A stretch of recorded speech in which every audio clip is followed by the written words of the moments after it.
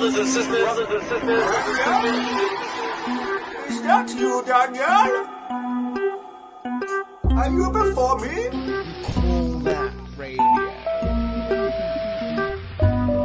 You call that radio?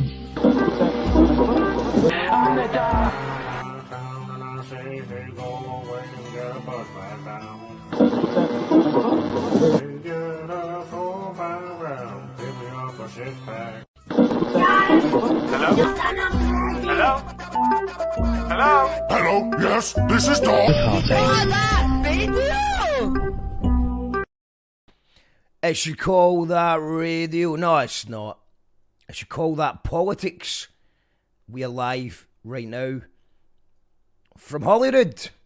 As you can see, look what they've done with the place. We're live with Jim Monaghan as well. Jim, how you doing? You've muted yourself, man. I'm doing great, Mark. Good stuff, mate. Good Back stuff. to the meeting. I've got really excited with election fever hotting up. It's really gripping me. It's what is happening? Oh, Jim, honestly, I'm No much. I'm no much. really, I've been. It's been a really busy week, so I've not really been keeping up to date with the news. But I see that Boris Johnson wanted people to pay for his curtains. I think they had to. What's actually happened? I mean, obviously, he seems to have done quite a lot of things. He also said about he'd rather the bodies piled up than another lockdown in their thousands or something as well. So what's going on exactly? Is it a leak? Is it Dominic Cummings is leaking all the stuff? If you could just give me a wee news update, that'd be good, so that I can try and forge an opinion. Well, what happened was, like, Boris heard that Dominic Cummings had leaked stuff about him, like trying to get people to pay for his flat refurbishment. So then Boris went on his Facebook. He didn't name Dominic Cummings, but he says, "See if any cunt wants to talk to me, say it to my face." And Dominic came back a wee bit with a wee bit more information and all that. And it all went mental, and now they've unfriended each other. And I think they've even blocked. I think he's even blocked Dominic Cummings on Twitter. So Dominic's raving like a fucking lunatic, and Boris can't even hear him. So Boris is just saying, like, snakes everywhere. Snakes everywhere. They're all, and Michael Gove's going, "There are snakes, son. There are snakes." And it's all, I mean, I don't see what the fuss is. I mean, if a guy moves into a luxury apartment in central London that's only recently been done up with the last Prime Minister, then he's got every right to expect. Like, How bad was Theresa May's choice of carpets, though? Oh, there you go, man. I don't know. It's hard to imagine. Was it Theresa May that did it, or was it Cameron? Because obviously May wasn't in there for that long. It felt like a long time, but you know, it wasn't that long. I don't know. I don't know if she had time to change it, like kind of leopard print, like carpets and all that, man. I don't know. And I really don't know what Boris is Theresa up May's to. leopard print. Do you think she's leopard? Aye, I think so, man. Like, I think is the it whole thing's Liz Gilroy for Coronation Street?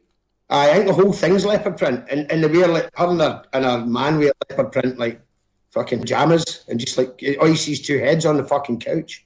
And a cannabis farm. I know that Theresa May's husband likes these cannabis farms.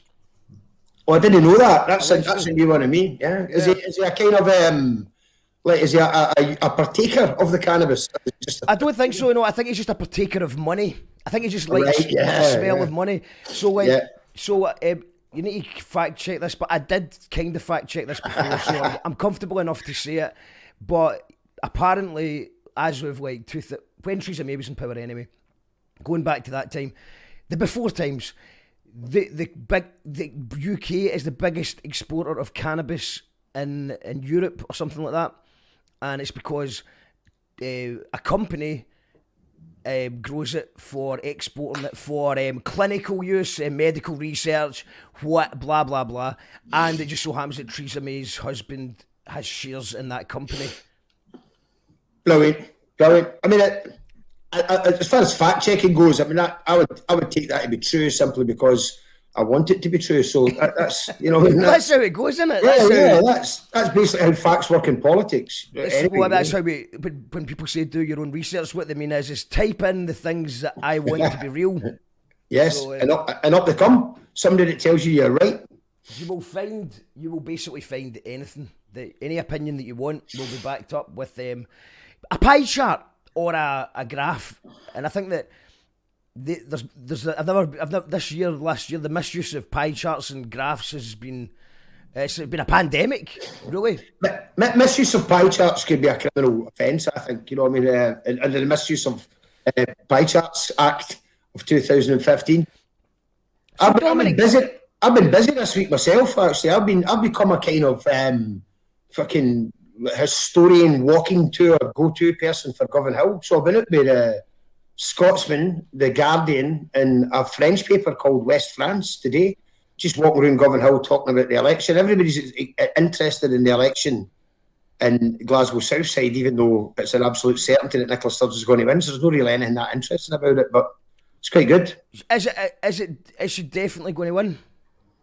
In our constituency, yes. I mean, I don't know. Yeah, I mean, I'm assuming the SNP will win the election as well, probably. It's only a matter of how many seats, whether they get a majority or not and all that. But yeah, in Govanhill, what kind of numbers? What kind of numbers?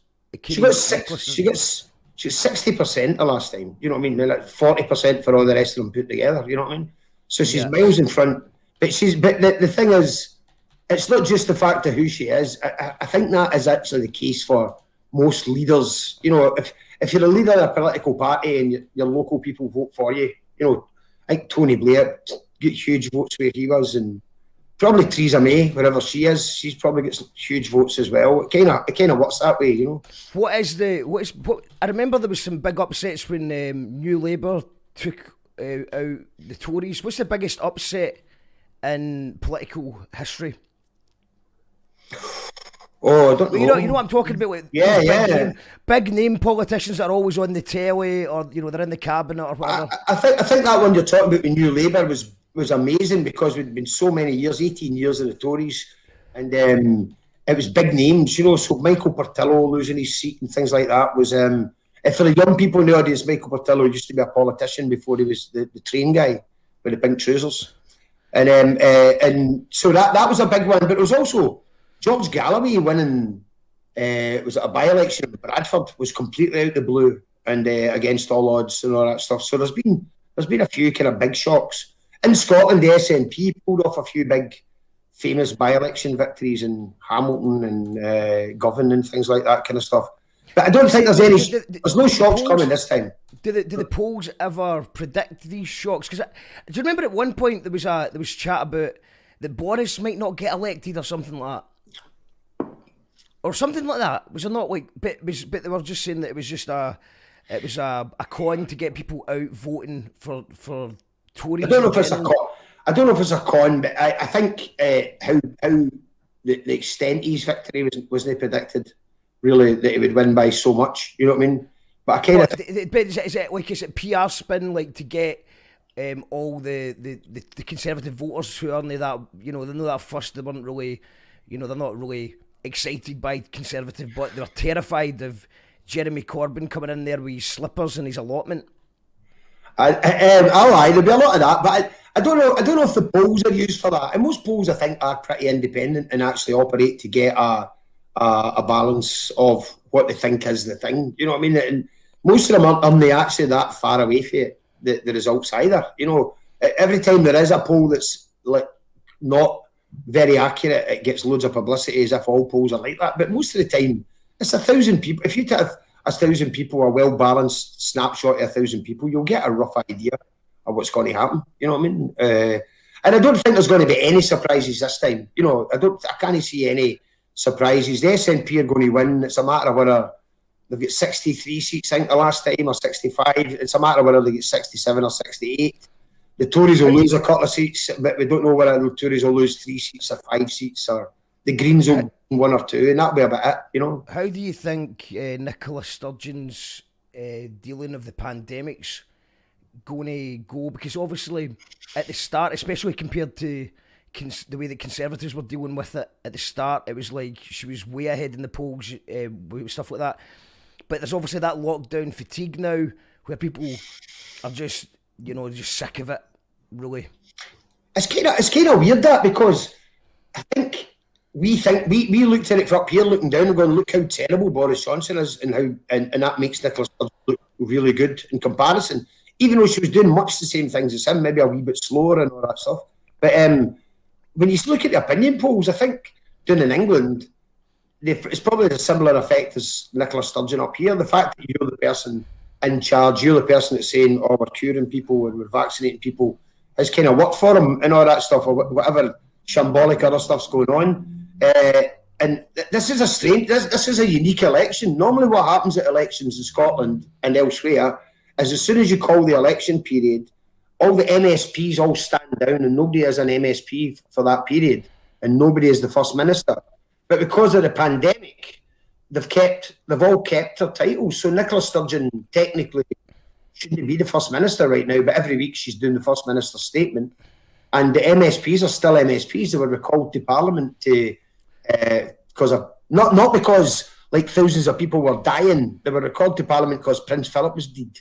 But they could recall them because they're still MSPs. Normally that wouldn't be the case. Normally we would have a period of about 6 weeks with no MSPs and no First Minister. Is this still the period of mourning for Prince Philip? Are we over that now? I'd forgot about him to mention him there, but maybe we should do. There's a Rangers Celtic game on Saturday. There's no crowd, so they could probably do a minute's silence without the Celtic fans wasting it. Well, Celtic fans set off fireworks allegedly. Outside. 1 minute silence outside. Terrible. I didn't take part in it, to be honest. Greg says, "Good evening, Jim." Hi, Greg. Quick mark, hello again, Jim. Yeah, if you just joined us, you might have watched the other show. We had Colin Mustard on 5 on it literally a few minutes ago. We've got. Would you bet that there's a recording of Boris that will come out? Yes, 100%, man. I mean, I think that Dominic Cummings is a sneaky man, and I reckon he's got. I think he's got. I actually seen. I mean, they kind of over-egged it a bit. Boris gets angry at Keir Starmer's question, but it was the first time that he did look a little bit rattled, I would say, from the questioning, as if there's more to come. There is more about to be something more explosive.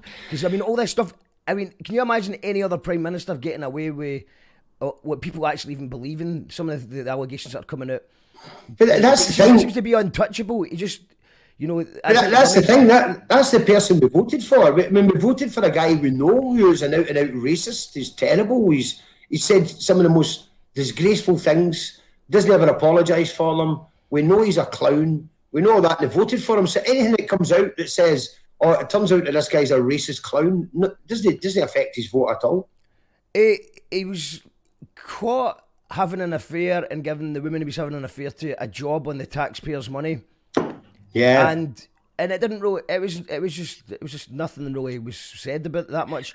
But then they focused on the fact that Jeremy Corbyn was wearing slippers and he had an allotment, and people freaked out. I mean that's how bad it's got. See, if you go back to, I can't remember what year this was, but your man Henry McLeish was the First Minister in Scotland. Henry McLeish resigned because of a kind of thing over invoices. He did his parliamentary office, which is paid for by the Parliament, and he rented a wee bit of it to the Labour Party office or something. And the way the invoices went meant that, that wasn't right. But nobody had pocketed any money. Nobody had stolen any money. There was nothing untoward. It just he hadn't filled in all the right forms in the right order. So he stood down. See now, can you imagine that? Like somebody doing that? There's no chance. I mean, you wouldn't really... I mean, I can't think of anything Boris Johnson could do that's worse than he's done. He's killed thousands of people. So what could he do now that would make people think, oh, he's terrible, or not know that he's terrible? There is just sort of that lack of opposition from Keir Starmer, who is absolutely having a shocker. It's really bad, man. It's really, really bad. And then we've got comments. Arlene Foster announced she's standing down. Someone equally horrific will no doubt replace her. So what's that about? The only thing I've heard about that is I've seen someone sharing an Onion article that says Paul Merton's having to drop his his character, Arlene Foster, due to misogyny, allegations of misogyny. So why she stood down?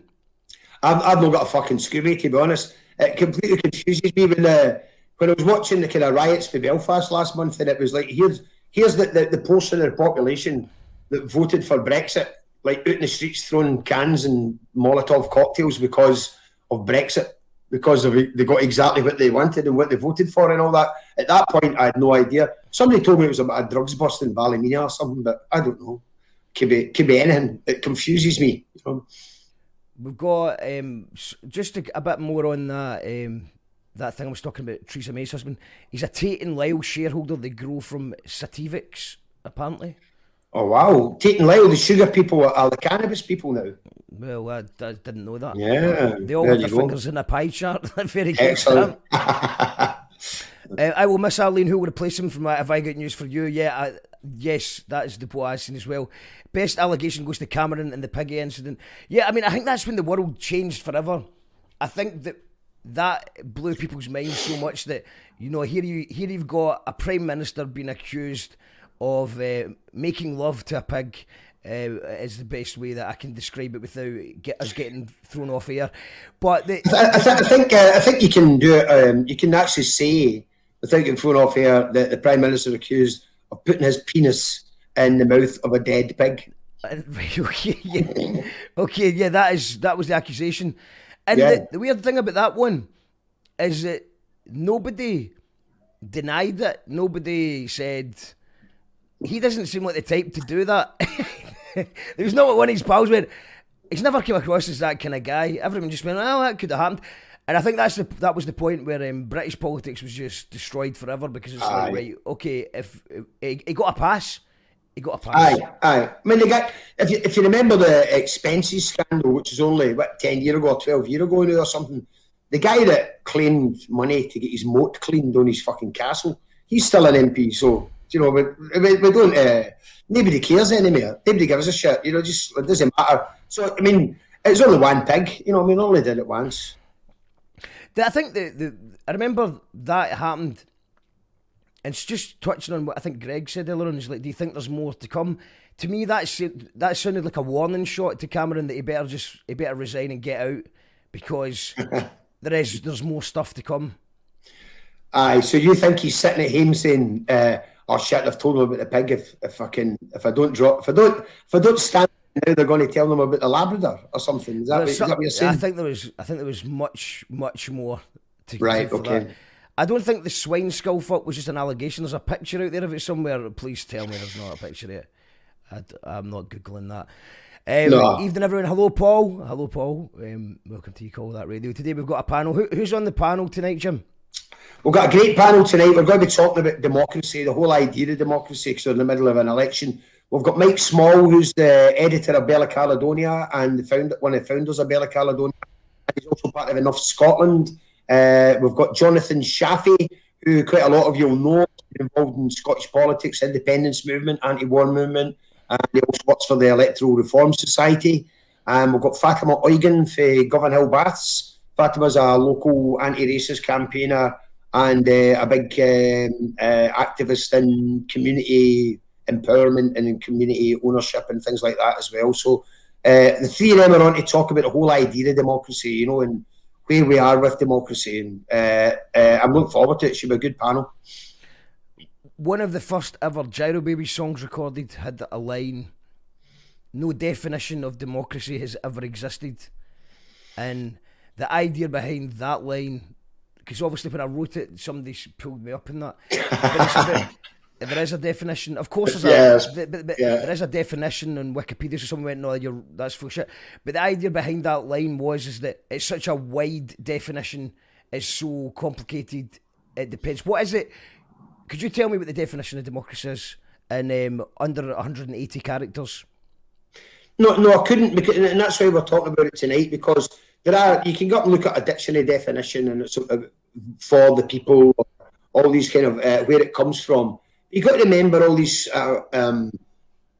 one-party authoritarian states said that they were democratic. All sorts of people call themselves democratic. I think North Korea calls itself a democratic republic or something like that. So different versions of democracy mean different things. To me, democracy would mean the people having power. That doesn't always translate as having a vote. Having a vote doesn't always give you the power you need. So that's sort of what we'll be talking about now. What is democracy, and how do we do it better? And is it democracy even if you're voting, but you're being fed, like, say, the rise of sponsored ads that are clogging up news feeds with fake information? Is it then become something else? Well, there you go. I mean, that's one of the big issues. We've had two high-profile referendums in Britain over the last few years, and in that case, where you've had that kind of binary choice, so the whole population can vote in this binary yes or no, remain or leave, then there are people who will point to and say that the whole agenda was set by and the winning team in each case was paid for by, like, adverts in the media, adverts in social media, and the power that money can buy. So there is a problem with. It's okay saying we can all have a choice, but based on what we're choosing and what do we know about what we're choosing. And I suppose, I mean, obviously we're referring to Cambridge Analytica, some absolutely wild stuff, the information that they had. So they were given such targeted ads that nobody else was seeing. That's why people couldn't predict, the things like Brexit or things like Donald Trump and stuff like that, because people were getting targeted by ads that nobody else was seeing. So, but I suppose you could also say the same argument previously about our more standard media, such as newspapers, because obviously they've been shiting out the fake news for many years as well. Yeah, absolutely. I mean, it's not a new thing, and possibly social media, although it means that they can flood you with misinformation, fake news, it also gives you access to other sources in news as well, which possibly people didn't have in the past. It probably only started about the 1960s, where Harold Wilson and others got really good at this idea of playing to the television and the radio. So at that point, when you've got opinion pieces in newspapers and you've got editorial headlines in newspapers and you've got a very limited amount of television, and it was maybe even worse. People maybe did vote on the back of what they're reading in the Daily Mail or Daily Express. And obviously the rise of New Labour and them getting cosy with the journalists, and then obviously the Tories continued that on. So you've just got journalists being all pally in order to get access to scoops, and then you've got a really sort of weird relationship going on there, and still is going on. Yeah, absolutely. The journalists and the kind of political lobby in the House of Commons and in Holyrood and all that are very close to the politicians, and some are closer to some particular politicians than others. Just want to do a quick apology to Tate and Lyle. It was British Sugar, not Tate and Lyle, apparently, allegedly. Fact check that one, but I think that sounds about right. I've got no apologies to Tate and Lyle. They're a bunch of bastards anyway. So if you wrongly blamed them for one thing, then just pin on it. What have they done? What's Tate and Lyle done? What's Tate and Lyle done to you?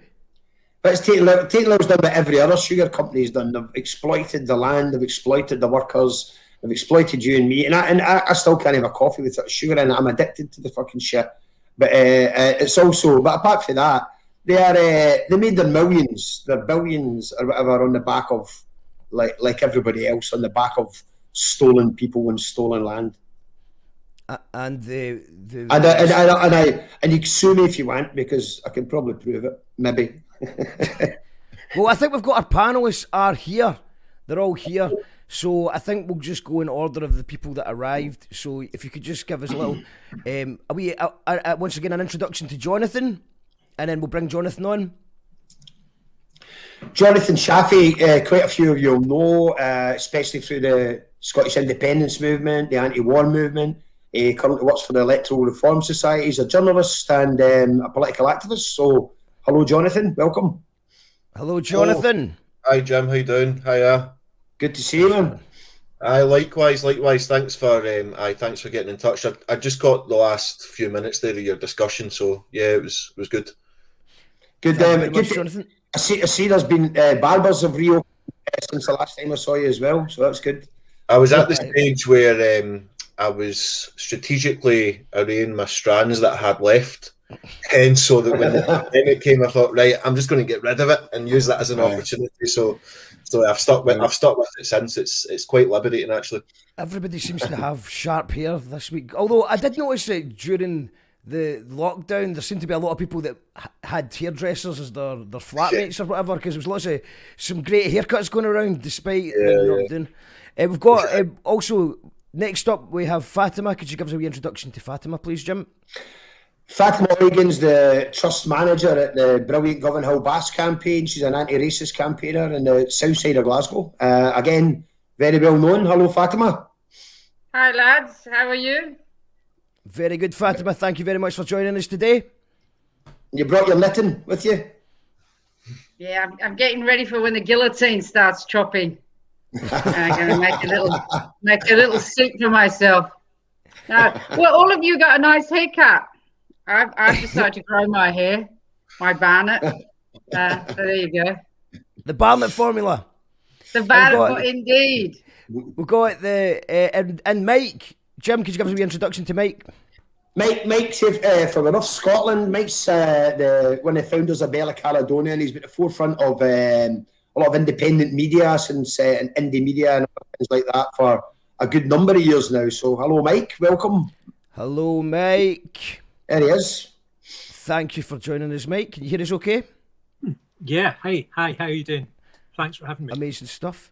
Well, what I'm going to do is I'll be backstage if you need a cup of tea or anything like that. Just give me a wee shout and I'll let Jim get on with it. Oh yeah, today's question, Jim. The question is we're asking everyone is if you could implement one policy, what would it be? So we're asking you, the viewer, if you could implement one policy. It can be as serious or as daft as you like, and I will read out the best comments. Anything at all. If you are you're the Scottish Government next Friday, what is it you're going to do? And just send them in the comments and we'll read out the best ones. If there is any good ones. Obviously, if there is any good ones, because sometimes there isn't. Sometimes there is. Yeah. It could go either way. With this there will be 27 legalised cannabis ones. We're only going to read one of them. You know what I mean? And Sativex, British Sugar. Yeah, I'm off. Ban British Sugar. Have a good show, guys. See you later. Thanks for joining us. Normally we've got a comedian. They start it off and it's all dead funny, but for the last half hour it's just been me and Mark talking, and it's been a lot less funny than normal. But we enjoyed it. So thanks for joining in. I'm going to start with a question or a kind of point, and maybe ask you to come in, probably just in the order you entered the studio in. And it's this week we've got these competing narratives of democracy. So we've got, on one hand, you've got the Scottish election and how we're going to vote, and on the other hand, we've got this whole question of community empowerment and Glasgow Life and selling off assets to community groups and things. And we see a rise in community action against that. So, I mean, when we talk about democracy, I think that's what I was going to say. When we talk about democracy, how do you see it? Jonathan, how would you see what of those, if you like, is the best expression of democracy? People having their vote or people having their say, if you like? Yeah, I mean, obviously the vote was hard fought for in terms of the ability for ordinary people to vote, because, of course, there was a time where that wasn't a possibility. The right of women to vote, the right of people to vote regardless of whether they owned land or had a certain amount of money or a class position. So democracy in that sense is something we need to defend, is important. At the same time, I mean, I feel increasingly, I suppose, alienated from formal politics and from the formal political institutions. And I think the reason for that is because I think there's a real sense that people have got a vote every 4 or 5 years, but in the intervening time, they've got really no say over how their societies run, no say in terms of how the economies run or in terms of the policy development. I mean, so in that way, it seems to me that what's going to become more important, and it's always been important, but more important than ever, is that from below, people are getting organised and getting the ability to have their voice known and to create alternatives as well. And just lastly, I mean, one example of this, we're coming out of the pandemic, hopefully, but the economic crisis that's going to come, the way it's going to impact people already is, impact services and all the rest of it. It seems to me that really now is such an important time for people to be organised. And, you know, we cannot leave it to the politicians, whoever they are, actually, in the Scottish Parliament. How many times have you seen they'll eradicate poverty in a manifesto? And so I'll leave it at that, but that would be my kind of initial view, Jim. Aye. In fact, I know you've been involved this week with Glasgow Against Closures and the Pollock Shoes Library and other things that are going on. But when you see people out in those kind of campaigns, do you feel as if they are actually a lot more sort of empowered and maybe animated by that than they are with regards to this particular election, which I don't think is really setting the heather alight, is it? Do you know, I think people are on the streets because there is a lack of democracy. You know, if we actually had, I went back and had a look at I think we've lost Mike there, had a look at an article that Susan Aitken had promised in 2017 before the last election. It's good. Do you know what? It's great when people dig up all this shit because it's just like, oh yeah, beauty. In 2017, she promised, one of her big promises was if the SNP got a majority in Glasgow City Council, that they would eradicate arm's length organisations like Glasgow Life. And lo and behold, everyone voted for. Everyone was delighted. How fantastic! We're going to get services back in house. We're going to have facilities that actually respond to people's needs, and we're going to have a heritage and culture that has remained with us for generations, and it's going to be guaranteed for the future.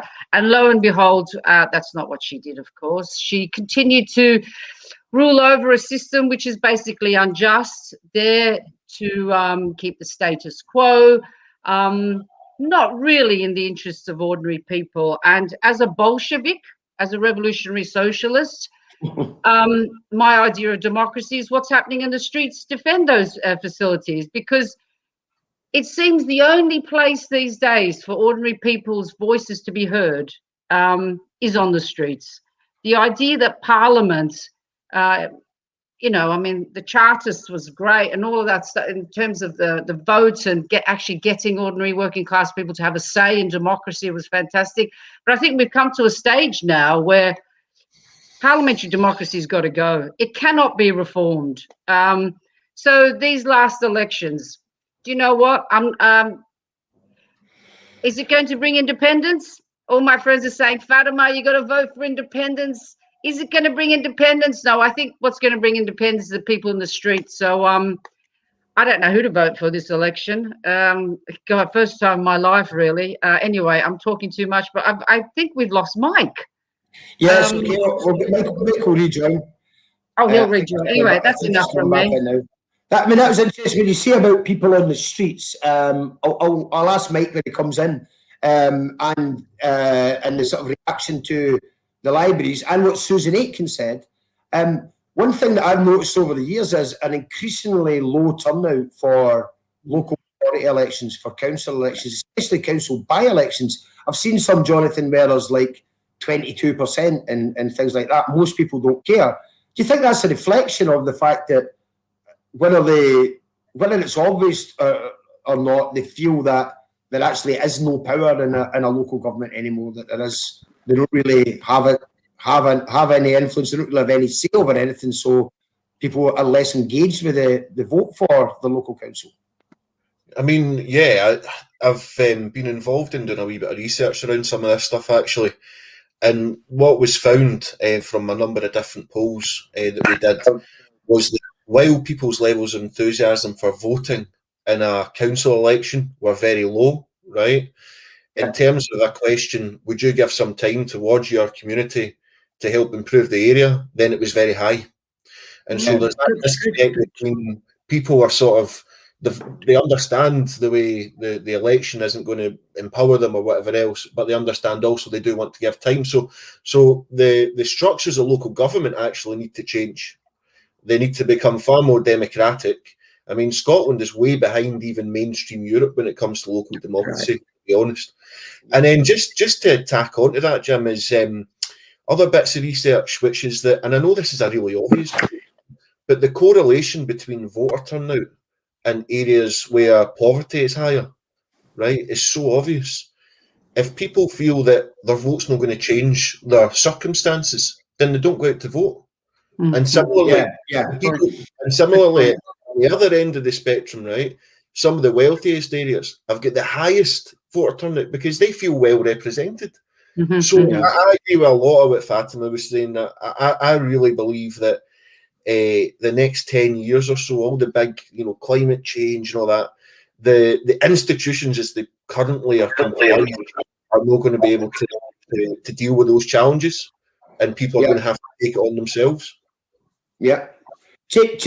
On that question, Fatima, taking it on themselves, that's been a big question this week with the sort of outcome of the results of sort of 4 or 5 years of planning of the Community Empowerment Act, taking us to this stage where Glasgow Life and Glasgow Council are actively seeking this model that they've got of community empowerment, handing over libraries and sports halls, etc., to what they say is a community. What do you feel about that? What's your thoughts on that? Is that a way of getting democracy back to people or not? Well, this first thing to say is there's nothing empowering for communities with the Empowering Community Act. And in fact, it's the exact opposite, because empowering for communities should be coming from the bottom up, surely. You can't empower communities from the top down. It's, well, you can actually. You can if you're Glasgow Life and Glasgow City Council, because you have an agenda, don't you? It's a way of convincing people by using the rhetoric, and you're using the rhetoric and making connections with where people are at, Yeah, isn't it shitty that for 10 or 20 years, the previous government has just let your services decline and not invested in them? We want to hear from you. Tell us what you want. We want better services. Who better to run these services than you guys? And everyone go, oh, we get to own something. We actually get to own something. We actually get to have a say. But of course, it's the illusion of democracy, isn't it? It's the illusion of community engagement. But there is absolutely nothing empowering about having to work voluntarily, which is usually the case, or having to invest enormous amount of time just to run a facility, which only the year before was actually yours, So I loathe the whole idea of community empowerment, but it has convinced some people that is the way forward, that services actually aren't a human right, that actually you have to deliver them yourselves. And I think what communities need is Glasgow City Council or Glasgow Life, whoever they are, preferably Glasgow City Council, actually manage the facilities, invest in them, and own them, so we can actually have a say in what's delivered in them, because that's what people want, isn't it? That is essentially what they're really angry about, and having to waste all your time trying to find money, compete with one another, by the way, for tiny pots of money to actually deliver something that's, do you know what, libraries? The only people who should be running libraries are librarians. They're professionals. You study 4 years. Not a couple of mums, who found a couple of books in a car boot sale, because that's what it's going to end up as. Anyway, nothing empowering about community empowerment. And do you know what? It's worth saying that the only way things change, we know this, don't we, is by people on the streets. Those facilities will be shut unless people demonstrate. The idea that politicians are going to do things for us and good things for us, nonsense. We only ever get advances in our human rights when we actually protest for them and demand that they're actually implemented. So I see Mike's back and he's staying. He's like, oh no, he's gone. Sorry, jinxed him there. So anyway, yeah. You jinxed him right at the end there. And I was just. So I'll pass that back to Jonathan. And what I was going to ask Mike was, how do we go about under the current system?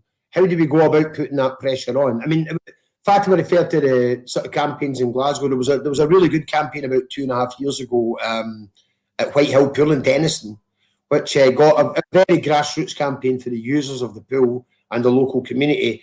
And there was rumours of closure and things like that, and a review of the pool, but it didn't go ahead.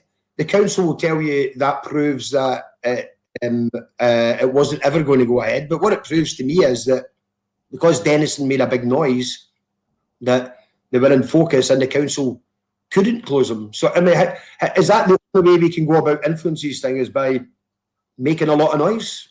Do we have to bang on their doors? Yeah, I mean, I'll just be really brief because I think Mike is back, so I'll be quick. I think that yes is a short answer. We need, people need to be organised and demonstrate and do all kinds of action and raise support in their areas. And at the same time, and again, this is just thoughts. As well as the local, I think there needs to be a way in which there can be a national that comes from that. And what I mean by that is there's lots of these campaigns. Is there a way that these campaigns can come together and form a national movement that says to the government, look, we're a different parts of Scotland, but we're experiencing similar issues.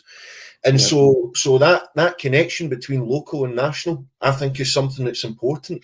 But you only get to the national when you've got those local kind of organisations. So that would just be one quick thought that I'll throw in.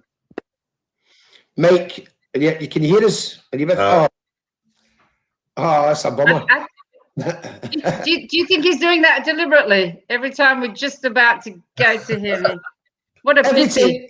It disappears every time there's a point. I think, Mike, that's something that I know Mike has stuff to say on. But on that, I mean, that's an interesting idea. A national, if you have a sort of national campaign groups, which we've all been involved in at different times for different things, usually single issue things, which can go into bigger things. But if for instance, we had a national people's manifesto that wasn't a political party, something like that says, this is what we, the people, expect from our political parties as a sort of minimum, and as a kind of way of almost like we'll boycott every party that doesn't do these 6 things. Do you think that's too Fatima, or would we all fall out about what the 6 things are? Sorry, I lost interest in the question. It just seems to be going nowhere. Sorry. What are you actually asking? What do you say? The idea that people vote for an issue. They'll only vote for an issue if there is a mass, push from below, like the poll tax or the bedroom tax, or a key issue that people are really, really angry at. But that's a way of influence the politicians. I mean, I don't think there are any anti-bedroom tax candidates that actually, maybe they did stand, but they wouldn't have won. I mean, that's illusions in democracy. The idea that that's the way to change things. Is that what you're saying? I was saying the opposite of that. I was saying, is there a way for campaigns to set manifestos that are not political parties to say this is, as Jonathan alluded to, a sort of national thing about against cuts or against whatever? Is there room in democracy for us to form campaigns that say this is the minimum we expect from the political parties, and we'll boycott all the parties that don't? So as a manifesto of the people that parties are expected to adhere to, rather than forming a political party around that manifesto of maybe 6 demands or whatever. Yeah, demands. I don't know. I mean, I know most campaign demands are pretty much the same. Listen to us is what they're essentially saying.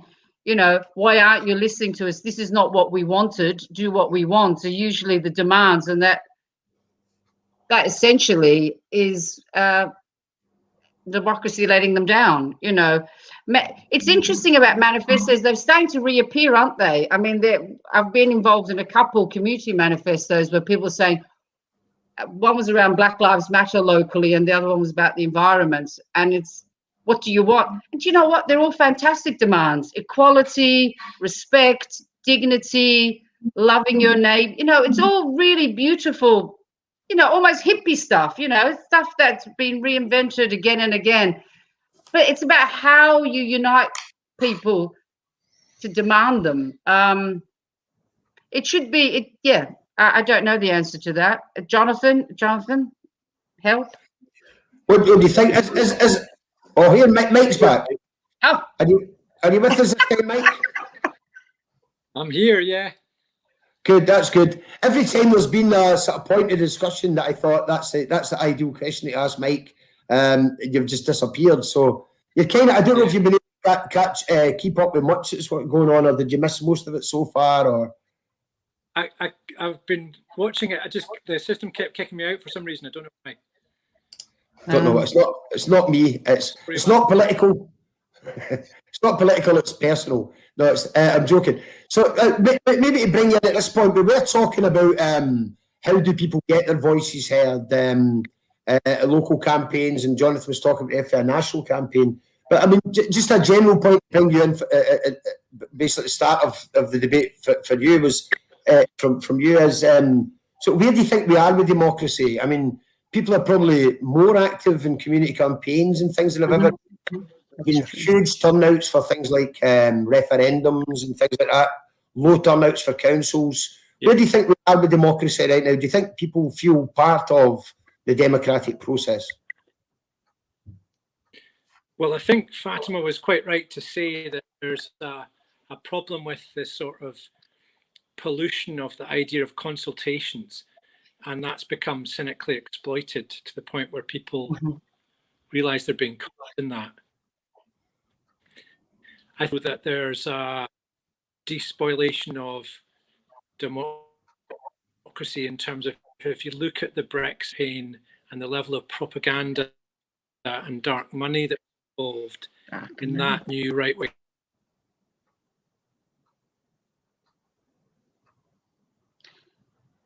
I think we've lost Mike again. maybe he could go without his camera. It looks like he's got a weak signal anyway. Yeah. What a pity. I like the idea of dark money. I hadn't heard that before. Oh, this should be close. 2 mics now. We're trying. The second mic is now appearing. We'll give it another. 2 mics, but no sound. I'll maybe follow up on that. Can you hear us, Mike? Can you hear us, Mike? Yes. Yeah, it got cut off there as you were saying about dark money and Brexit, etc.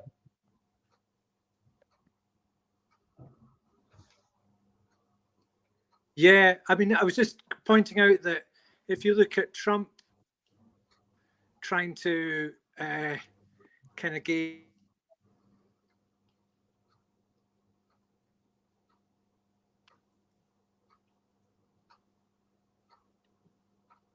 I'm sorry, I don't forget. We're not hearing you at all, Mike. I'll follow up on that though. Where I don't know if where Mike was going with this, but Mark and I were talking earlier about that. And this idea of how democratic can things be when there's dubious fake news and dark money and a right-wing press who are influencing people? How democratic can it be? And we'll maybe look at the ideas of a very simplistic model that quite a lot of people will always ask for is what we would call direct democracy, people getting to vote on policies and issues. We have had that to an extent, in that we've had referendums on Brexit, we've had referendums on Scottish independence, we've had referendums on changing the voting system to AV and things like that. How democratic do you think those things are, and that they can be heavily influenced by media? For instance, in Switzerland, where they do have direct democracy votes, one of the things they did was vote to ban minarets from mosques. So is it open to bigotry and right-wing newspapers to exploit? So, I mean, there is this question, because is it more democratic to put big questions to a referendum, right? I mean, you could make an argument that that is the case, but actually referendums have been used often by political elites to have big lobbying campaigns for their particular side of an argument. I mean, in the United States, for example, they use them over should this be privatized or not in some cases. But the way the lobbying works means that they get public consent for something which actually there's not a lot of education around. To be honest, I mean, I would say that socialists have a clear idea of what we mean by democracy in a lot of ways. I mean, this is 150 years ago. There was the Paris Commune, and the idea of how you would run a democratic society and where it would come from and how it would be developed and maintained.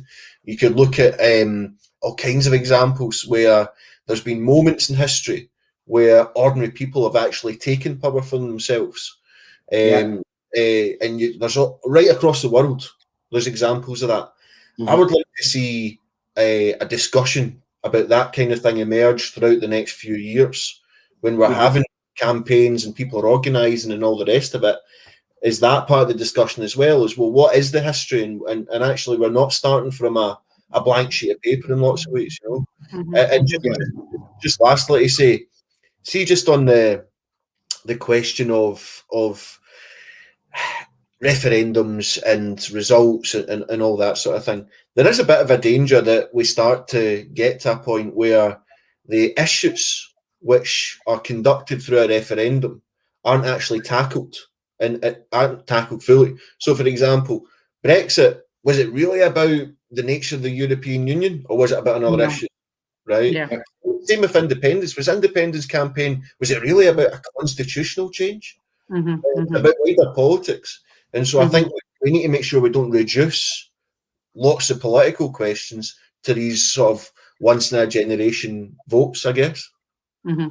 Yeah. I think that's an important thing. We had, I mean, the two most recent referendums in the UK were very, very complex issues, tried to be reduced to very, very simple yes or no answers. And I think it was the case that during the campaigns, we were fed a lot of misinformation from both sides that was hard for a lot of people to get through. And I think the only way people can understand it is to understand a very simplified version and become entrenched in your support for that simplified version. So I don't know what you think about that, Fatma, but I think there's sometimes a genuine worry in the more we open up things to votes, that it's not necessarily more democratic. Do you know what? I think the more chance people have to vote, the more chance people have to elect people. I mean, I don't know why we don't elect police commissioners. I don't know why we don't elect magistrates. I don't know why we don't elect why can't we elect more people in power? I am for that type of democracy. I'm for more people being elected. You know, Pollock Shields has got what, 19,000 people, and we've got 3 people representing us. With is that really democratic? I mean, there are places, and as Jonathan said, you go to Europe and there are far more local powers like Govan Hill or Pollock Shields or Easterhouse actually having representatives who aren't, like, community councils have got absolutely no power whatsoever, actually giving them some power locally, including tax raising powers, actually having a say on where that money comes. I'm all for that. And I think it's the way the referendum was conducted. I mean, I was opposed to us staying in the European Union as a socialist, but I found it really difficult to actually argue against the European Union while still supporting immigration, actually fiercely defending, the rights of immigrants and so on, because it was all bundled up between. And I think that was an issue also with working class communities who were used almost like a pawn by the Tories to say, you know what, the reason you've got shit housing is because of those European unions and those immigrants. And they're able to turn it into the really nasty racist thing. So, but you know what, that happens in all elections, isn't it? The right wing are always on the offensive and backed up by the media and so on. So, yeah, I think we need more democracy, more elections, more referendums, more votes. What would be the problem with having once a week? I mean, we need to think that a bit. Do you know what I mean? That it should be part of your natural life to be able to have a say and a vote in all sorts of areas of your life. So, yeah. So maybe go to the comments, Mark, how are our audience taking it so far? Yeah, enough respect in the respect to the man like Mark. They love what the man talk on the radio. In case you never know. You call that radio, call that the radio. You call that radio, call that the radio. Comments. Lots of comments coming in. I think Fatima Great point, Fatima, says Anne Barker. I have confidence in Fatima, says Petra. Is Abby Normal is asking, is anything happening for May Day in Glasgow this year? Fuck all. And also, she did send in a tweet saying democracy is a lie.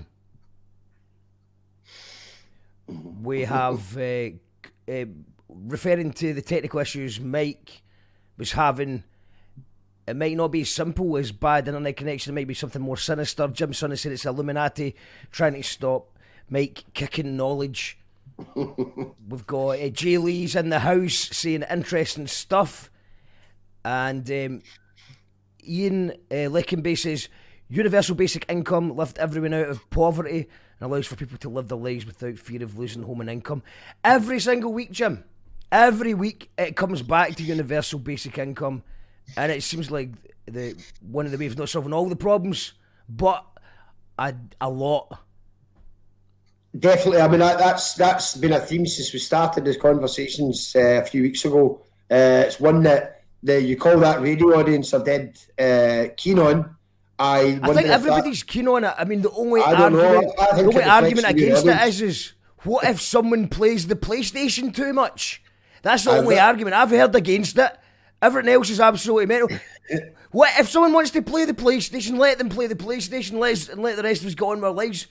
It's I have not heard, and obviously to be honest, most of the you call that radio regulars probably would play the PlayStation a lot more. Fine. I'd rather that this audience played the PlayStation than mugged me, which is not going to happen if austerity continues. That could be a binary choice in a referendum. Do you want people to play the PlayStation more or mug you?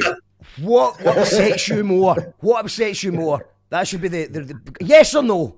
We've got a comment from Alan Rodison, who's actually partaking in the game, which is we did ask you what policy would you implement. Alan was the only one that understood the rules to that game. He said one policy I would implement would be that every elected politician would be required to take a lie detector test once a week before they spoke to the press or entered the debating chamber. Like Jeremy Kyle or something. Like Jeremy Kyle, aye. Yeah. But I mean, the problem with that is that they say lie detector tests are about 87% accurate. So, you're like, Jeremy Kyle goes, oh, are you one of the 13% that's telling the truth? And you're like, aye, it can happen. It can happen. I'm just nervous. This is weird. Well, that's true, actually. So that means if every 100 shows he does, there were 13 people, 13 innocent accused of having an affair, accused of all sorts. Yeah. I'm glad he's gone. Long may he continue to live in obscurity. Yeah. He should have been jailed, actually. It was live cruelty, and he should have been in prison for it, in my opinion.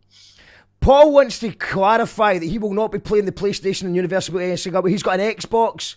So, fact checker. We need to get a fact checker graphic. We got Alan saying, I respect Fatima's honesty regarding the EU referendum. I voted Remain.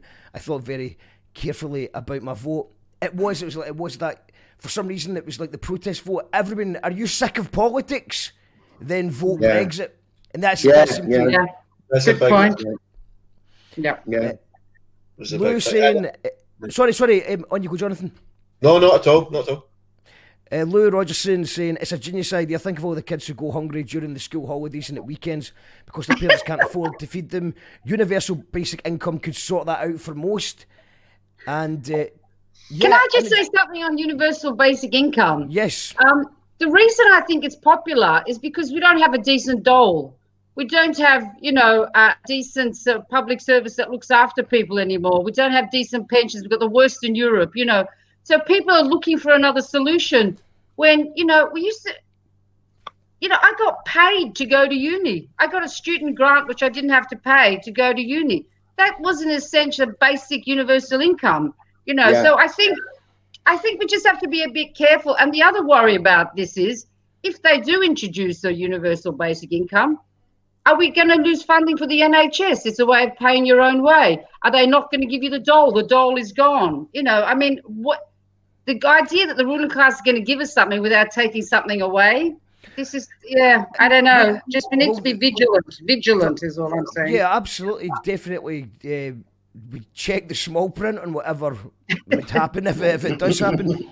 But I think that the general idea is that it might replace the dole. I think that's one of the arguments for it is that if everybody's given enough money to cover their shelter, their food, their basic, everyone's living needs are covered, then I think that saves a lot of money in the bureaucracy of all these different systems, rents go up. So that's how it kind of pays for itself. In the same way that the money that's been wasted throughout the pandemic, that they could just given everybody, I think, the equivalent of, £2,000, I think was the numbers that were getting thrown about. Everyone could be given £2,000 to just stay in the house.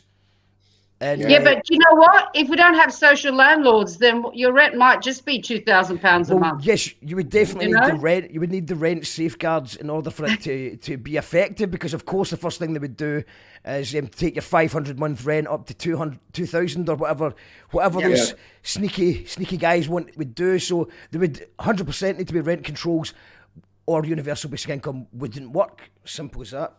I think Fatima has a point though. I'll leave you go. I'll let you go on, mate. I'll be here if you need anything. I'll be back. Okay, right. We'll come back to the debate in democracy. Although, I want to say up in universal basic income.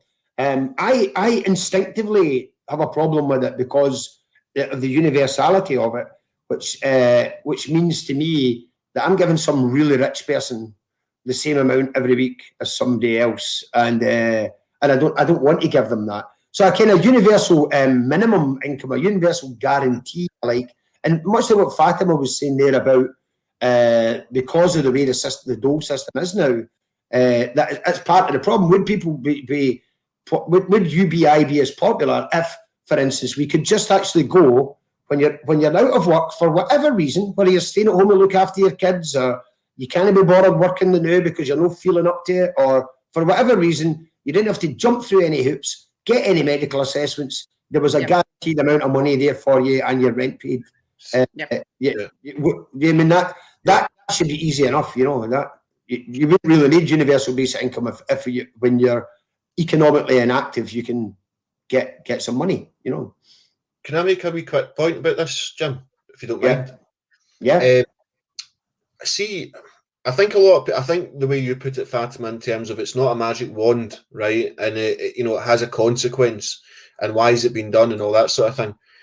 But it used to be the case that the left were demanding jobs, well-paid jobs, with trade union rights.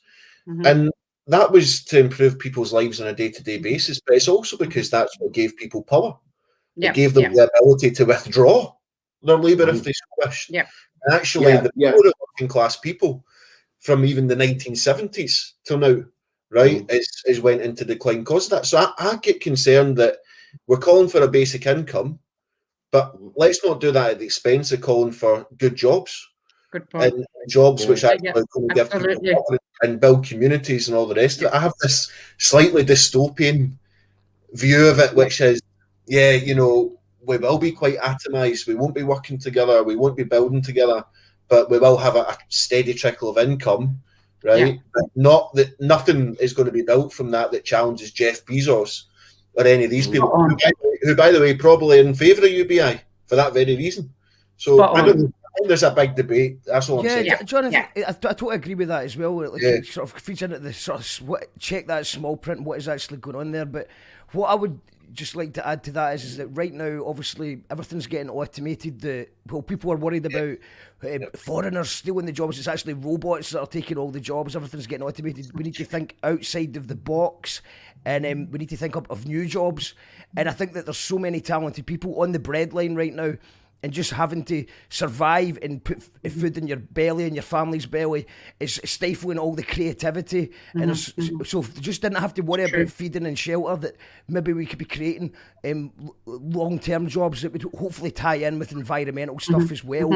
I mean, it's a bit utopia. That's the kind of utopian version of the dystopian version that you're talking about as well. But yeah, it would need to be looked at properly, I suppose. And I do agree as well that it doesn't seem right that someone who's a millionaire is getting the same amount of money as well.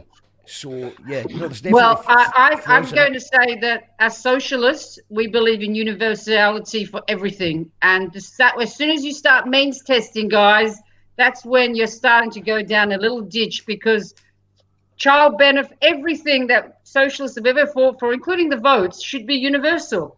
You know, that child benefit isn't universal. not anymore. No. No, No. adults, Well, if you didn't have No a one's gonna child, give if you you've got a anything.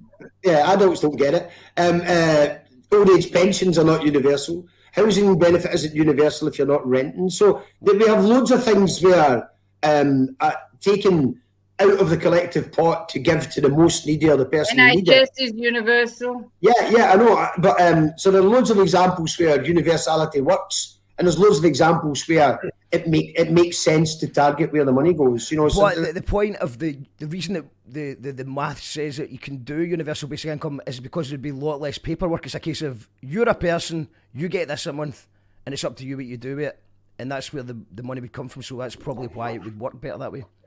Show us the Possibly. money. Fantastic. Possibly, yeah. So to get back to the debate on democracy, I think they left it at the bit where Fatima was saying, let's elect loads and loads and loads of councillors. Let's get more. Let's elect the police chiefs. Let's elect whoever runs the cleansing or whatever. And so, Jonathan, I was going to bring you in that with your work. Have you come across in Europe, for instance, in the Nordic countries, are there systems where that's more the case, where there is more local democracy and a lot more elected representatives? Yes, that definitely is the case. There are lots more councillors per capita, for example. In lots of places, you know, Fatima, you were saying earlier about it should be part of your life. Well, in lots of places where local democracy is far more enhanced than it really is, it would be completely normal to put yourself forward to stand as a councillor. You would know in your, you know, immediate networks, you would know people that had been or were councillors, and definitely that's the case. And here, you know, here we have these kind of behemoths, right, which are completely. I mean, look at Glasgow City Council. I mean, we don't need to go into all the issues, but it's the same for all these places. Look at Argyll and Bute. You're talking about a huge area, huge rural area, Massive. right? And the idea that's got one sort of regional council is completely alien to a lot of places. Absolutely. Yeah.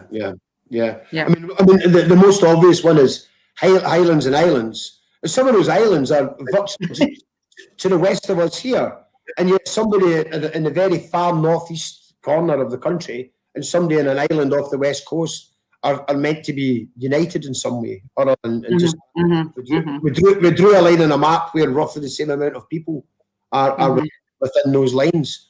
In that, Jonathan, in those sort of systems, maybe in European countries, do they also have more democratic control over spending or decisions?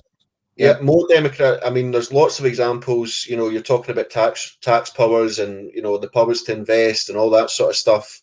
That's definitely available. I mean, in Barcelona, for example, they've got a lot of stuff going on there, which is about democratizing technology. You know, but you know, all the stuff around automation, they've got an impact there, and so it's at the same time though, right? I'll just end by saying this. That's all good, right? But at the same time, there's a lot of people who look towards that and think, okay, that's the answer. And actually, it's not, right? It could be part of the answer, but it brings with it its own problems, right? Because more illusion. You know, I mean, local politics in that way as well. Like, sometimes it can be difficult to politicize, right? But sometimes it's the opposite, right? And people are saying they don't want to talk about political ideas, for example. So it's like everything has to be viewed in context, you know. So how do we do that, Fatima? If we start coming around to thinking about if we could do an easy question there, another easy question there, Jim. Okay, I've not finished the question. So if we come around to start thinking about what can be done if we could do one thing, that sort of thing. And right now, for instance, in let's say Glasgow, where you are, What would you do to change it? What's one practical thing you would do to change people's relationship with democracy? If the councillors actually didn't deliver what they promised to, immediately they have to resign. If you make pledges, you make 5 or 6 pledges and you don't deliver them, automatic resignation. Tell you what, that would change things. You know? Wouldn't it? I mean, what other solution? Because it's the same promises, rejection. You know, it's ridiculous. That's why people aren't turning out to vote. Anyway, what were you saying? Yeah, well, you mentioned earlier about Susan Aitken saying if the SNP take over the council, they'll get rid of all the arm's length companies, they'll scrap Glasgow Life, etc. I think they maybe did that to a certain extent with some of the stuff, maybe some of the care jobs. But what if it's my pledge to do that, right? And I pledge to do that, and then I get elected and I make the argument for it and I fight for it and I lose the vote. Would I still have to resign, or? Well, at least you fought for it. You didn't roll over and say, scratch my belly. I've done it. Yeah. You fought for it. Yeah. Jonathan, what about you? What would you do if you had one thing you could do right now? If you could introduce a new thing for the next council elections, for instance, what would you do? I don't know. I think that expand the ability for people to become involved in economic decision making. Good. If that's not too wordy, right? But all of these, if you look at the list of things they're talking about, either privatising or outsourcing or whatever else, there is no say from anyone in the city about how that decision's been made. So it's not good enough just to say, you know, you voted for these councillors who then go and make these difficult decisions. Actually, people need to be part of the decision-making process. And actually, I think that's the antithesis of some of the big society ideas that seem to be coming from the city council. You know, go and pick up litter in your street and all that sort of stuff, because we're cutting back on bin workers and stuff and refuse workers. And actually, that's Cameron. It's David Cameron's ideology. You know, it's the big society who step up when the services step back. So that's interesting. That the saying the direct spending, because one of the things in the Scottish Government's Community Empowerment Act 2015 is something that I've seen in practice. I've seen their version of it in practice. Is what they call participatory budgeting. Now, the idea that is local people have local decisions over tiny little pots of money. And I'll tell you what I saw about 3 years ago, I think it was, and down in a hall in the Gorbals on a Saturday morning, and I went along to, you had to go and pitch. That's what you had to do, a bit like Dragon's Den. So we had to get down Saturday morning in a public hall, and I had no idea how it was going to work until I got there. And everybody in the public hall got a say. You had to say how much money you needed and what it was for. And then everybody in the hall voted for it. They had a little voting pad. It was all very good technology and all that stuff. So I go down on my own on a Saturday morning to pitch for some money for the Govan Hill Bass archery class, I think it was, like a couple of £100 or something like that. And I didn't win because I went down on my own, and the only people in the hall were people from the other groups who were bidding for the money, and flooded the hall. So what you had was, rather than ask the people of the Gorbals and Govan Hill, Southside Central, how they want to spend this tiny pot of money and go round and ask people or knock on doors or find ways of getting to people, everybody who's already involved in community groups turns up on a Saturday morning, and the people who can get the most people into the hall get the money. And it was absolutely shocking to me that the councillors involved seemed delighted. They'd seen people pressing voting pads. Exactly. Seen a hall full of people, and to them it all worked, and that was them ticking the box for participatory budgeting. Participatory budgeting.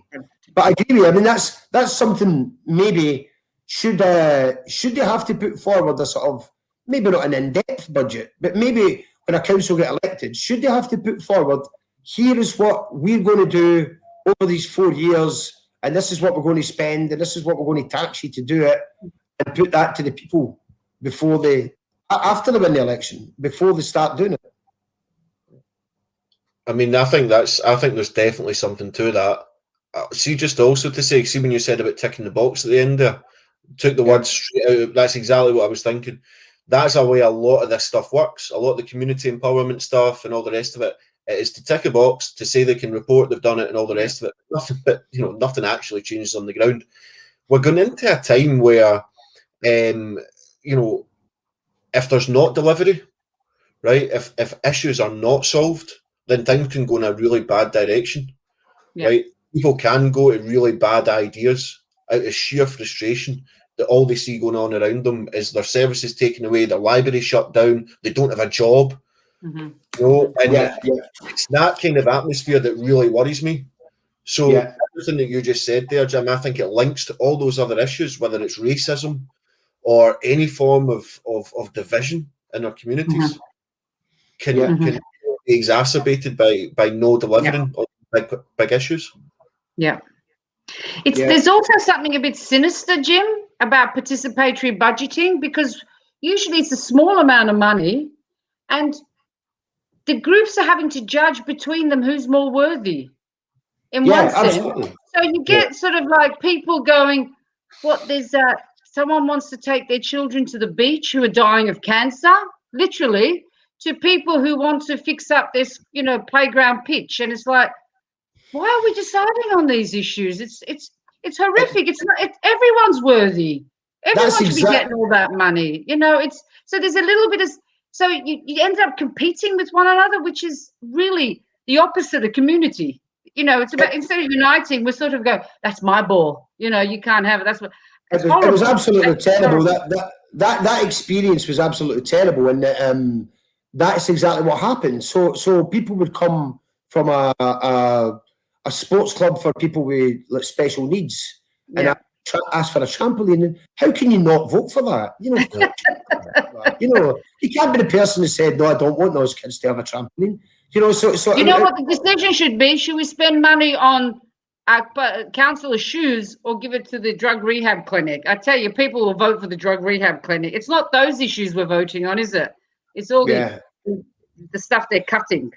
I was going to ask you, Fatima, about another example in the south side of participatory budgeting. I'll have to watch how I say that. But that I think is, in general, was seen as quite a good idea. And that was the Equally Well Partnership or something, I think it was called. And Govanhill Baths, Govanhill Law Centre and the Family Support Group for Addicts split around, was it £200,000 after spending months in the community discussing how to do that. Was that a good experience? That was maybe it was an incredibly moving experience, because of the 30 organisations there, over half of them thought the money should go to us when we were competing with other groups. So I think, but that was very, very early on. But it's do you know what? It's great that they gave the money to us and completely changed the way, it pushed us forward and so on. At the same time, the money shouldn't have had to come from there. They had to make a big decision, and they decided to give virtually half their budget to us, which was incredibly generous, but it meant they went out. They went without, and that wasn't fair. The government should have just given everybody the funds they needed. But what wasn't the point of that to put that pot of money into the community, and rather have a vote and things, the community spent several months having a conversation and then reach a conclusion as to how the money is spent. And what the community did, despite there being 30 community groups that could have all said, we all want $6 or $7 grand each, they all decided that the best thing overall for the community, I think it was 100,000 to reopen the front of the Baths building. I think 60,000 went to open Govanhill Law Centre, an extension of Govan Law Centre, to help specifically the Roma community. And 40,000 went to the Family Support Group, who were buying caravans to take the children and families of addicts off on holiday and things. And I thought it was quite significant that the community decided to spend significant sums on 2 or 3 things for the general benefit of the community, rather than say, let's all just have $7 grand each. I thought that was 12 years ago, and the cuts weren't as severe as we've had it now. And we were talking £250,000 budget that people had hoped was going to be year on, year out. It was 1 year and 1 year only, from what I can tell. So it was a moment in time that was very specific, you know. But was it a good? Great if we could decide on hundreds of thousands of pounds, of course. Yeah. Was it a good model though? Is that something that councils could look at now and say, like, each council area we're going to throw in a chunk of money that the lot of you can decide on how to spend? Just give us the bloody money. Why do we have to go to these committees and these? Just give us the money. We're worthy, for fuck's sake. It's not like they don't know. It's not like they don't know who, you know. They've got a budget. They know the community centre needs 300 grand every year to pay the workers proper wages, you know, to have a smaller bit of money for refurbishing and to make it cheap for everyone. They know this. Yeah. Just do your job. Just do your job. I think what I'm trying to get at, Jonathan, maybe if you want to come back on this, how do they know that? How do they know how to do their job without the communities out there telling them? And so what sort of model or what kind of mechanism can we set up to make sure that when the councils do allocate budget money, they're doing it on the basis of knowing that that's what the community want from the budget?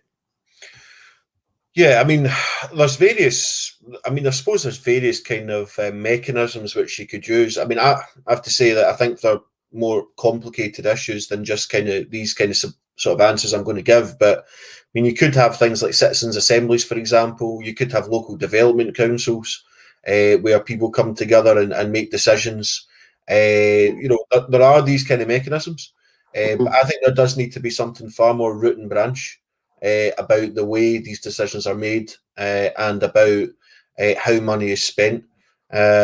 So, yeah, that would be progress, but not, you know, at the same time, we have to be balanced about, you know, the need for more. And also, I want to ask you, Jonathan, to follow up on what you said earlier about the dangers that lie if we don't sort things. How we can.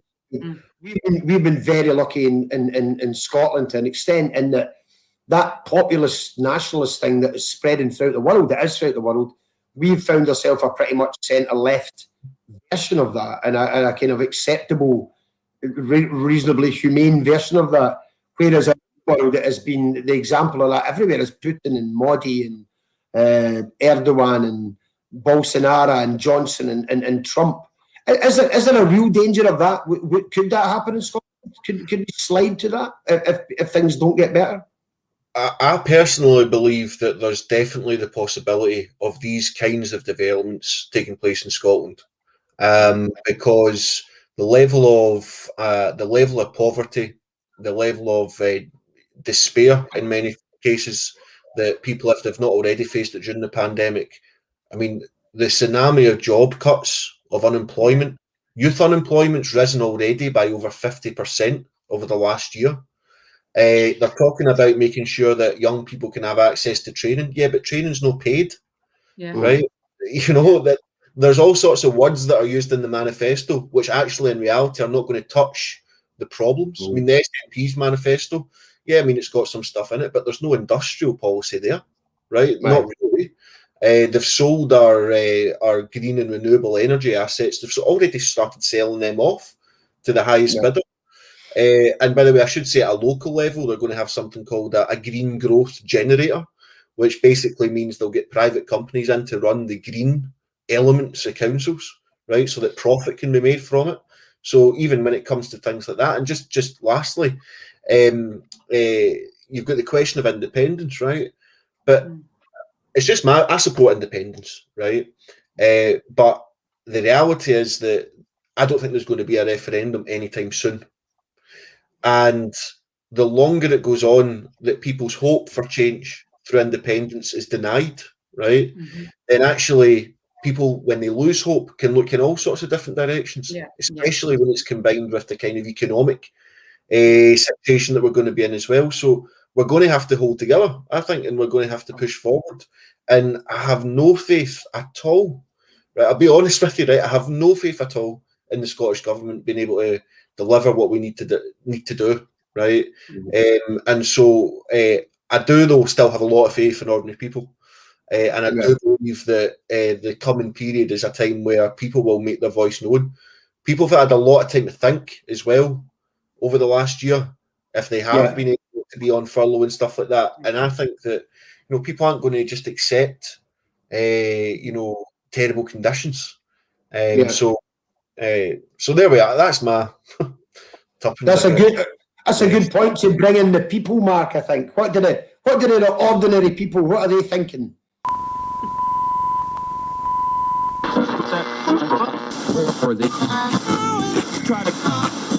Brothers and sisters, may the peace that can only come from the one God be upon you.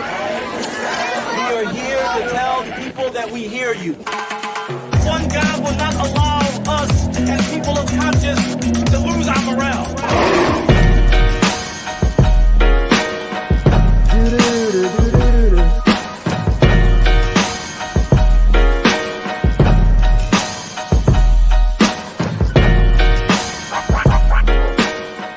Powered by our patrons. The people have spoken. The people have spoken. Paul, going back to the lie detector test idea, he says these guys lie for a living. Did Breeze a lie detector test? So he's not talking about Jonathan and Fatima. It's not. No. It's this is definitely the weekly lie detector test in the House of Commons or Holyrood, whatever it was.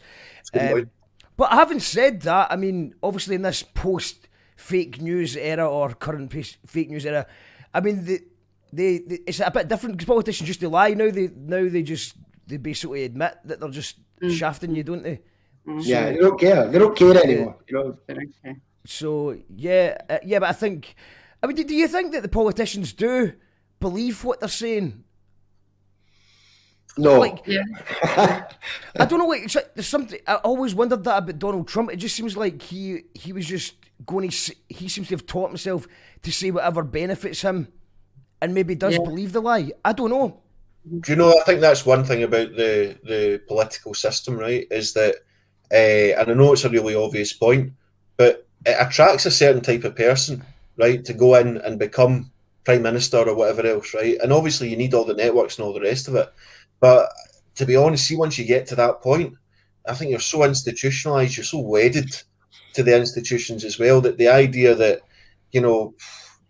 lie all the time, it's not seen as a kind of moral duty or anything like that. And just to kind of, end that point, there used to be a time where actually people would resign. That's right, I remember. There used to be, not too long ago, where issues that people would resign over now would be a tweet for a couple of hours, right? Yeah. So people don't resign, so there's no accountability anyway.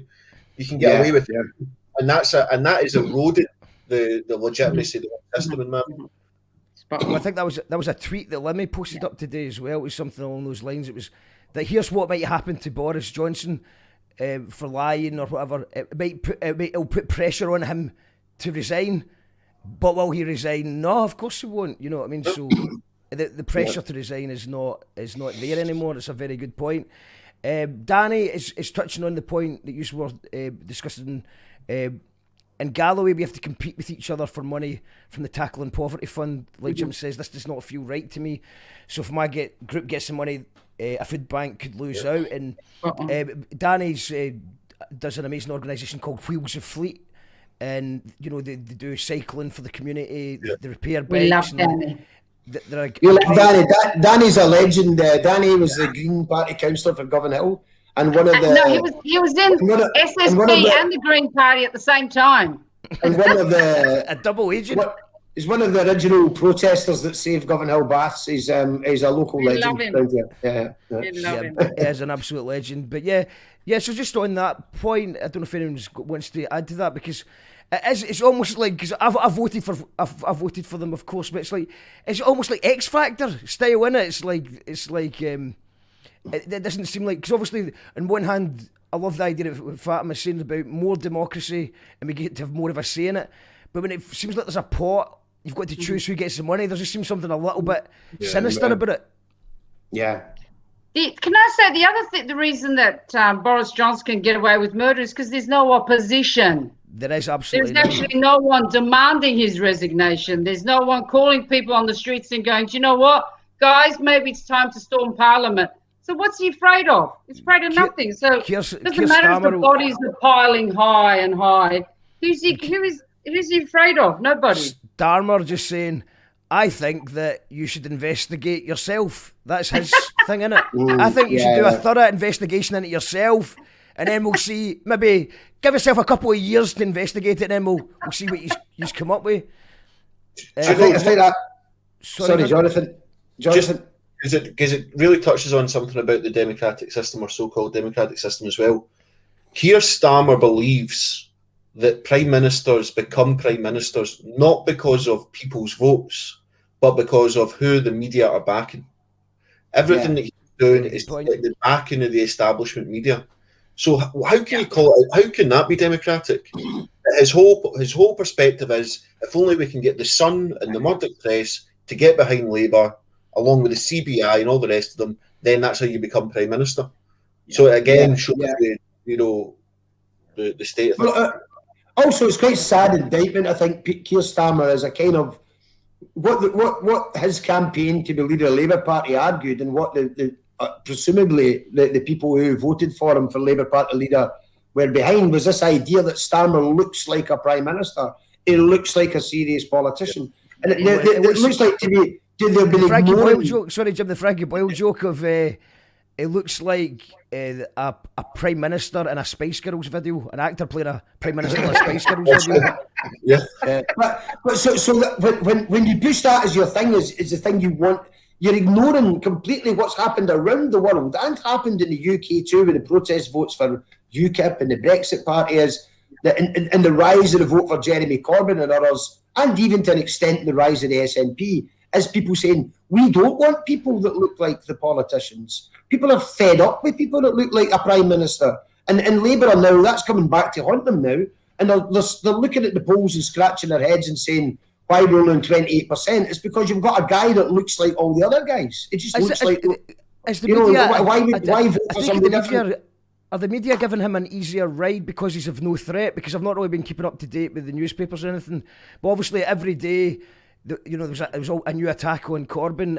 With Starmer, they're just giving him a free pass because he's just not threatening anyone. Yeah, but that's not the same as winning. He's one of theirs. He's one of theirs, and that's the whole. That was their whole. Their whole plan was. Do they like him? They actually big him up. Look, is anyone actually saying that he's doing a good job in the media? No one's going that far. I was just checking how the plan was going. No. Right. Not really. We've got Alan Roddison saying, one of the things I love about living in Govan Hill is how politically aware a lot of people are.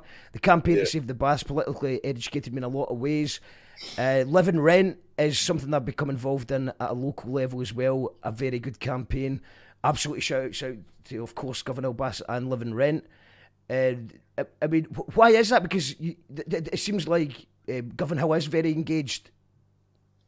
I think we've had to be. I think Govan Hill's always under attack. I mean, when it's under attack, people come to the fore. I did an interview with Scotland Sunday last week, and the quote they took from it was, Govan Hill, if something's happening, immediately 20 or 30 people will turn up. And that people are used to being engaged in Govan Hill because we've had to fight for absolutely everything that we ever get. We have to fight against the far right coming here, telling us what's wrong with our area. We've had to fight against the bad publicity. We've had to fight for every single asset. What Glasgow's going through now about being stripped of community assets happened to Govan Hill 20 years ago. It wasn't just Govan Hill Baths. And everything that still exists in Govan Hill only exists because people made a lot of noise. And everything that's coming back or reopening only exists because people got together. So I think the reason Govan Hill's more active than most places is, well, we've got a kind of young demographic, but also because we've had to. It's been straight after Govan Hill Baths was the invasion of Afghanistan. Straight the next month after the Govan Hill Baths occupation, the day that the police came to evict the Govan Hill Baths protesters was the day that Farzad Dag got stabbed. Yeah, Farzad Dag was stabbed. So there was a whole generation of politicised young people in the south side who continued that on into the anti-war movement and all that stuff. And so I think that there has been a tradition, probably since the 1970s or even earlier, in the 1970s, the Housing Association was founded as a protest against knocking down the tenements and replacing them. So there has always been that kind of thing in Govan Hill, and I think it's because it's a community of immigrants, it's a community of poor people, it's a community of people who have had to fight for every single thing that we've got, and so we're used to it. So Living Rent called for people to go around and support a young woman that was been illegally evicted from her flat last week. 80 people turned up. You know, that's Govan Hill, you know. Paul's got an idea for implementing a policy. He says, pay politicians minimum wage for 2 years, then pay increase in line with inflation, and you soon you see who's in it for the greater good. And also, I'm sure the minimum wage would rise instantly. Yeah, the minimum wage would definitely go up to about 100 grand a year. There is a real problem with that, because in the past we didn't pay politicians, and then we paid them pretty poorly. And what that means, unfortunately, the small print to that is it's only the rich that can take part, because you can't afford to go and give up 70 hours a week and give up all your family life and fly up and down to London for minimum wage. So people wouldn't do it, but rich people can do it. I remember I was doing work with East Ayrshire Council, and the Tory councillor there didn't claim expenses. And because she didn't claim expenses, everybody said, well, that's great, no one should claim expenses.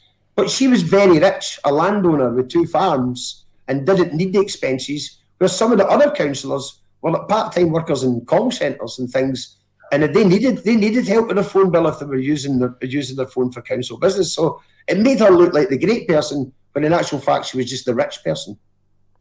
Do you know what? I don't think councillors get paid enough. I don't want to be a stick in the mud, but you know, actually they earn pretty shit wages compared to the actual other staff that work at the council, which is the you know, who is it, Bridget McConnell, that earns more than Boris Johnson, you know, and then you've got Susan Aitken, who basically everyone should get a decent wage, basically, you know, everyone should get a decent wage. So the problem with them not earning more is they tend to be a bit more corrupt to try and get more. So what they do is they go on committees, because if you go on a committee, you get more money. So the more committees you go on, the more money you go on. So you want to justify your time on the committees. So do you know what? It lends to a bit of corruption when it shouldn't be. Sorry, Jonathan. Completely agree with what you were saying there. You know, they'll be at the behest of every corporate lobbyist who's got a bit of money to throw in their election. So it's difficult. But you're right, they are on a different planet. When they are voting through the austerity packages, or they are voting through to send people to war, they never have to worry about impacting anyone they know. It's just a simple, simple fact. It's just as a basic human being, right? Yeah. They are not affected by the policies they pass through the parliament. It's completely they're not living in the areas that they're decimating. So exactly. Yeah. Absolutely. So I think we're any more comments from our wise audience? I'll quickly agree that on a couple more comments. Mary saying great chat. I'm loving watching Fatima knit. It's so relaxing. maybe that's something we could implement. If everyone had to knit while they chatted, maybe we'd have some better ideas. Put politicians universal credit for a year, then let's see them demonise the unemployed. Do you remember that there was a TV show where they got a politician to go on the dole for a week or something? Oh, yeah. It was a joke. That was an absolute joke. It was a Tory MP called Matthew Parris, and he lived for 1 week on the dole because he had no mounting debt, he had nothing to accumulate. He bought himself a nice jumper at a charity shop for £1. And he sat in a working men's club with everybody buying him a drink. And he thought, look, at the end of that, I even had a night out. Yeah, you had a night out by begging alcohol off everybody. You know, that's not how it normally works. It doesn't work like that way for everybody else. If you're the guy in the brew, do that once a week. Yeah, try going back in the next week and see if they're going to buy you a drink again. You know, but it was completely unrealistic. And to be fair, I think he did apologise a couple of years later or something. Did he still live in his own house, or what happened with that? No, he lived in a house. Obviously, he didn't have any rent arrears or electricity building up. Did he get a prepaid meter? Did he get a prepaid meter? Because that's the killer. The prepaid meter beeping. I hope that was beeping all the time. But yeah, that should be abolished for a start. Yeah. I mean, it costs more to have a small flat with prepaid meter than a big. It's an absolute joke. And I suppose it's the phrase, you know, it's expensive being poor. You can't buy things in bulk. you know, you've got access to better, shops, food. There's a million different reasons why it's expensive being poor. First day on the new job, MPs learn how to game the system. Oh, I thought that was your idea. I think they wanted to go. Fatima looks like she's practiced for the guillotine. She did actually say that earlier on. I think it's a real thing. Even the local authorities, so many workers like home carers underpaid. I disagreed with the pay rise, not all about oneself, and I have a feeling that wage cuts are coming to us all. Yeah. And this is one from Ian who says, just back from interviewing the Alba party, including Alex Salmond on Indie Live. We've got to support the alternative media. How do we do it? Well, if you want to, just ignoring the first part, if you want to support this alternative media, we've got a Patreon. We don't have any sponsors or funding. We don't get anything. If you want to support what we do here, you can go to patreon.com/you call that radio. And this is how we can put on all these live streams. We do an audio podcast. I'll give you some money.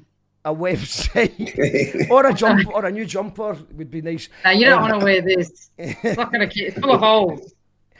But yeah, the website, the events that we do, the live streams and the podcast is all funded by the people power. So we do appreciate everyone who does that at patreon.com/you call that radio.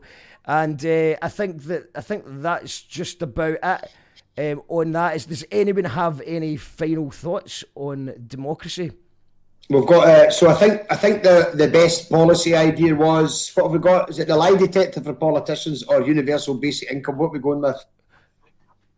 I like that. I like the lie detector just for the pure theatre of it. Yeah, right. Because okay, that's. Can I have a little electric shock as well? Yes, an electric shock would be good. Every time they lie. A cream pie in the face, or just something to add to it. It's like. And it's also good as well, because even when somebody passes a lie detector test, everyone tweeting, he's just learned how to lie. Yeah. So we'll add that to the manifesto. So far we've decided things like Jessie Ray should be the president of Scotland. Jessie Ray's going to be on the show next week. Jessie Ray is standing as a candidate. And we also decided that the new national anthem for Scotland should be Young at Heart by the Bluebells. We've decided that there should be a lie detector for MPs. Yeah, it's really been worth it. I mean, we've really... So I think that was Paul that had that idea. So Paul, you've won a You Call That Radio t-shirt. And before you ask, Alan is also won a You Call That Radio t-shirt before, but they aren't ready yet. We're waiting on a new order coming in, but the t-shirts are coming, I promise you. And thank you so much, Jonathan, Fatima and Jim. It's been really good hearing you chat tonight.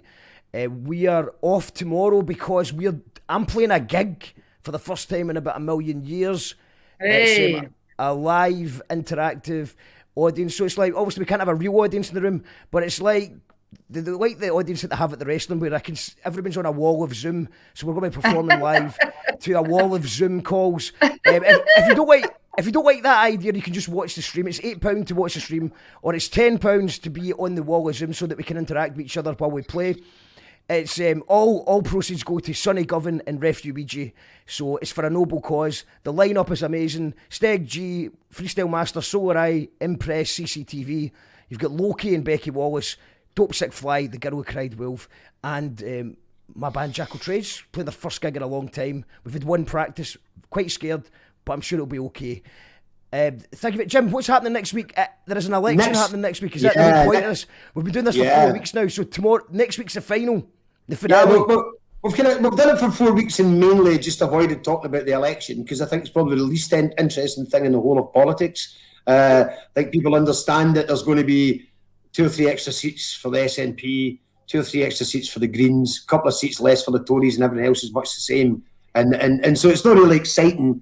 But next week we're going to do what they do on the real TV shows. So when they have a panel sitting all night after the election and people can dip in and out and it changes the panel, even though there's going to be no live count, we're going to do that. So we're going to have all the guests. Fatima and Jonathan, you're welcome to join us. All of the guests who have joined us over the last few weeks. We'll have Becky Wallace, we'll have Hashim Hassan, we'll have who else has been on? Rosa Sally, Elaine Gallagher, Ines Magzub, various others. I can't even remember all the way back. And Jessie Ray's just confirmed. Donna Boy. Confirmed. We're going to have some of the Maverick candidates, Jessie Ray and others. We're going to have Bruce Morton talking about the Greater Solent Republic non-campaign in the South Side by-election for Titwood and West Strasbungo. And we're going to just going to have a bit of a night where everybody can come along and join in. We'll talk about the election. We'll talk crap and win big election. I think we're actually letting some people to actually come on and talk about their party because we've been really strict on that. Absolutely. Because we just don't want to. We've had people on who are actual candidates. Rosa Sala, Paul Sweeney, Elaine Gallagher are all candidates for the. So hopefully we'll get them live from the polling station or whatever like that. And then it's the last week. Nobody listens to us anyway. Not that we're going to influence anyway. I mean, they listen to the show, but they don't listen. That's a bit rude. We don't do what we tell them. So we're not going to influence anybody's vote anyway. But next week we'll drop the rule about party politics. So if people want to come on, some of our, you call that radio regulars, and tell us who they're voting for and why, that's fine. I personally, in the South Side, I'm voting for Energy Advisor Greg. Just because it looks like the best name for a candidate I've ever seen. I'm hoping he's a guy who's just trying to flog you, like change your electricity supplier or something. He's actually got a great policy. Yeah. I bet she's prepaid meters for all. And that's it's an amazing policy. What is the policy? What is his policy? So the one policy, because I've been fascinated by this guy, right, is to ensure access to energy and have energy owned and controlled by the people of Scotland. I'm voting for him. The whole thing is energy independent. It's actually a very, very good policy. I'm not bad, I'm just saying, like, he's good. Well, I thought he was going to be a con man, so I'm really disappointed that he has. Yeah, that he's just paid £500 to promote his. I'm probably like a gas and electric switcheroo company guy. Yeah, no, that's good. It sounds like this. Well, maybe we can get, if anyone knows Greg, get him. Hit him. Tell me. I would like to get Greg on the show. I've spoken to him on Twitter. I'll ask Greg to come on. That'd be good. Sorry, what's the deal? So is it the postal votes? When do people need to post out their votes by? Like, I don't know. Does anyone know? That's finished. Is it finished? I thought the deadline had passed for the postal votes. Yeah, I think you probably missed it. Yeah, you're going to have to go down there, Mark. All right, okay. So the postal votes are. Are you going to go down? Is it? Or restrictions have been lifted? Oh yeah, you can go and vote. Yeah. So it's voting, so you can still vote for Greg. Cool. Well, we don't. This is like a lot of guests. We might need to start a wee bit earlier. Let's wait and see what the weather report looks like, and we'll tell you in the next couple of days. Thank you so much to Jonathan, Fatima, and Jim. This is You Call That Radio TV. We'll see you tomorrow night for Immersive TV. I'll put the link in the comments for that. Thank you. You Call That Radio. You Call That Radio. What about the people who hated on me? Right, and then I see the disinfectant that knocks it out in a minute. That's mad, isn't it? Is this a Netflix thing? It's actually a podcast. What the fuck's a podcast? You know, it's kind of like a radio show. Oh, that! Radio! Yeah. Just popped in there. And is there a way we can do something like that? I couldn't help it. By injection inside or Yeah, I think so, because I think just paint in general, because I think like my poem is in my painting. No, cut.